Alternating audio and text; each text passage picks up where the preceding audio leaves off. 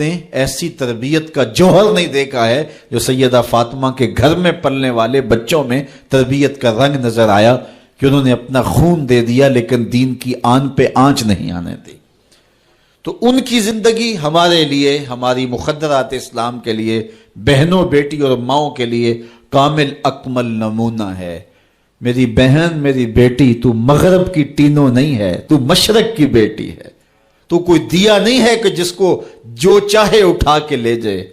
تو گھر کی رونق ہے، عزت ہے، آبرو ہے۔ تو سمٹ جائے گی تو معاشرہ پھیل جائے گا، اور تو اگر گھر میں سمٹ کے بچوں کو سنبھال لے گی تو امت بحر و بر پہ قابض ہوگی، لیکن اگر تو گھر کو نہ سنبھالا تو پھر امت کبھی بھی بامراد اور کبھی بھی سرخرو نہیں ہو سکتی۔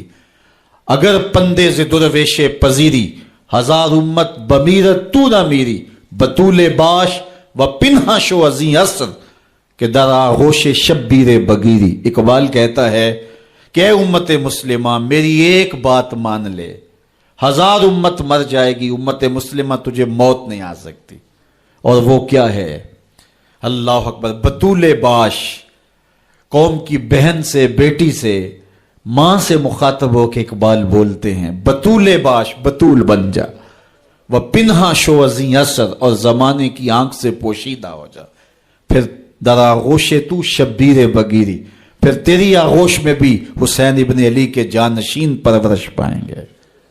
تو اپنے آپ کو سمیٹ کے اس کردار کے سانچے میں ڈال لیا جائے۔ عورت کا دائرہ کار گھر ہے، چار دیواری ہے، اور اس چار دیواری کے ماحول کو آسودہ رکھے۔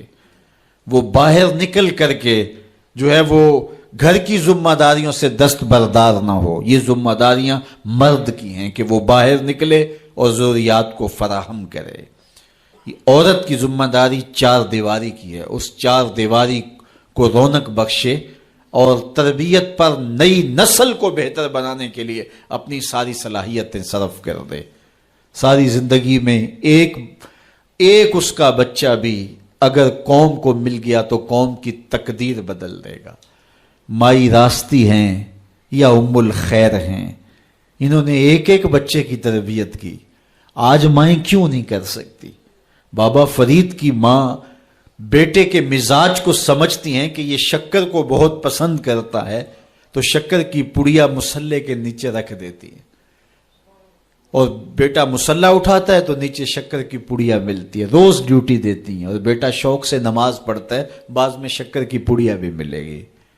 ایک دن کہیں گئی تھی تو نماز کا وقت ہوا، ماں وہاں بے چین ہے، اور وہیں مسلح بچھا کے کہتی ہے مالک میری لاج رکھنا۔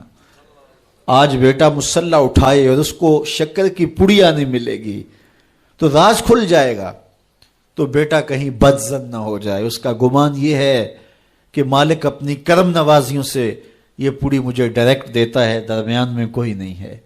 اللہ اکبر۔ خیر، ماں واپس پلٹی اور سب سے پہلے تجسس بھری نگاہ سے بیٹے کو دیکھ رہی تھی کہ بیٹا کوئی شکایت تو نہیں کرتا، لیکن فرید بیٹے کے لب پہ کوئی شکایت نہیں تھی۔ خیر، ماں نے پوچھ لیا بیٹا نماز پڑھی تھی؟ کہا اماں نماز پڑھی تھی، لیکن آج جو شکر ملی ہے اس کا چس ہی کوئی اور تھا، اس کا ذائقہ ہی کوئی اور تھا۔